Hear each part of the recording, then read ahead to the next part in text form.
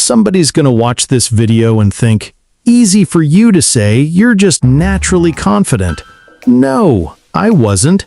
I used to rehearse ordering coffee in my head before I walked up to the counter, full sentence, twice, before I'd say, "Can I get a medium coffee?" to a 16-year-old barista who did not care.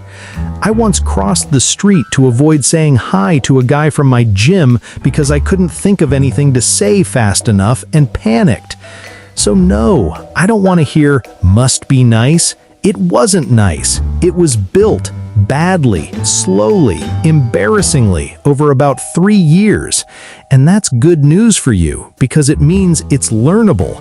If it were a personality trait, you'd be cooked. It's not. It's a skill. Skills have reps. People think confidence is a feeling you get first and then you act on it. Feel confident, then walk over and talk to her. Feel confident, then raise your hand. Then ask for the raise. Then send the text. Think about the last time you saw a stand-up comedian bomb a set, and then watch the next clip of the same person killing it 2 years later. Nobody hands you the killing it version first. Chris Rock has talked about doing sets at tiny clubs at 1 a.m. just to keep his timing sharp. Not because he needs the money, because confidence on stage decays if you stop taking reps. He's not immune to bombing, he's just bombed enough times that one bad set doesn't rattle him anymore. Same with dating, same with a job interview, same with sending a text you're not sure about. Confidence is mostly a byproduct of action, not a precondition for it. You do the thing badly a bunch of times, survive it, and the feeling shows up later, like a guest who's always late to a party. The reason confidence looks like a personality trait is that confident people front-load their awkward reps early and out of view. You don't see the 20 painful conversations. You meet the guy at conversation 21, where he seems like he was born like that. Here's a concrete version. Picture 2 guys at a party. Guy A walks up to a group, says something slightly off, gets a half laugh, keeps talking anyway, and 5 minutes later, he's the center of the group. Guy B watches this happen and thinks, "Must be nice to be like that." What Guy B doesn't know, Guy A has done this exact motion badly at probably 200 parties before this one. He's had the joke fall completely flat. He's had someone turn away mid-sentence. He's stood there red-faced more than once. What you're watching isn't a gift. It's someone who already paid the tuition and you just walked into the room after the class was done.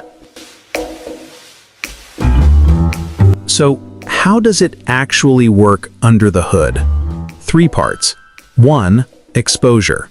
You have to be in the specific situation more than once, because confidence doesn't transfer well across contexts. I know a guy, good friend, ran a sales team, could present to a room of 40 executives without blinking. Same guy, at a bar, a woman says, "Hey," and he turns into a nervous teenager, forgets his own last name basically. Not a contradiction, just 2 totally different rep counts. 10,000 hours in one room, 0 in the other. His brain has a fully calibrated model for boardrooms and no model at all for bars. 2. Survivability. You need proof stored in your own memory that the bad outcome doesn't kill you. Think about the first time you touched a hot stove as a kid. You didn't need a lecture about thermodynamics, you needed one data point, and your brain updated instantly and permanently. Rejection works the same way, except most people never let themselves collect the data point. They avoid the stove entirely, so the fear never gets corrected. 3. Recovery speed. It's not that confident people don't get knocked down. They do, constantly. Watch any pro athlete after a missed shot. Steph Curry misses a 3, and the cameras catch him mouthing something to himself. And 4 seconds later, he's calling for the ball again like nothing happened. That's not because the miss didn't bother him. It's because his recovery time is 4 seconds instead of 4 days.